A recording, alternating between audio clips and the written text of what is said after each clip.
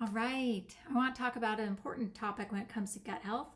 And this is the, ever wide, ever discussed topic of food. And honestly, this can be difficult because it can vary depending on the person, right? For exactly what someone should take to help minimize or even get rid of their gut problems, as we look at food as medicine. So, food, right, is going to be what nourishes us, and food can also be what harms us. So, as a general guideline, I always encourage people to be mindful of how much processed food that they might be coming in. And these days it's not even just processed food, now there's ultra processed food.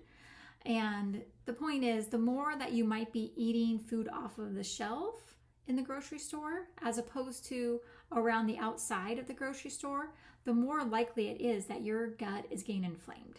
And if your gut gets inflamed enough, then the rest of your body can also get inflamed and have all kinds of concerns.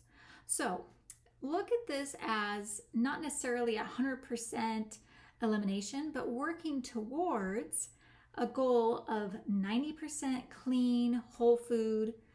Whenever possible, try to go for organic to minimize your toxic exposure. And then 10% of the time, you might be having some processed food. Maybe you are having a quick bite when you're out and about or on vacation, etc. But the more we can move to that 90-10, the more that you're setting up your gut and your body to work correctly and to not have inflammation, and therefore not set off any immune cascade problem or just these inflammatory chronic issues that give us a lot of pain.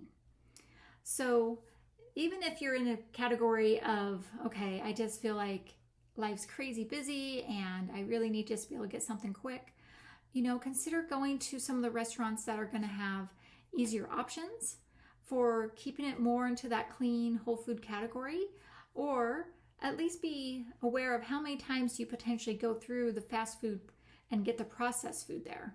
Can we minimize that just a little bit to help your body get on the right road? And plus, it also helps your taste buds and your brain to recognize that it's not wanting that type of food anymore, because that type of food is very, very addictive. And food scientists, right, they have a job of creating synthetic chemicalized food additives to make us addicted to that food, right? That's why potentially the French fries and the chips and the hamburgers and etc., especially from different fast food type areas, are going to be so, we're just craving it because our brain is getting triggered by the chemicals there that, oh, we want more of this.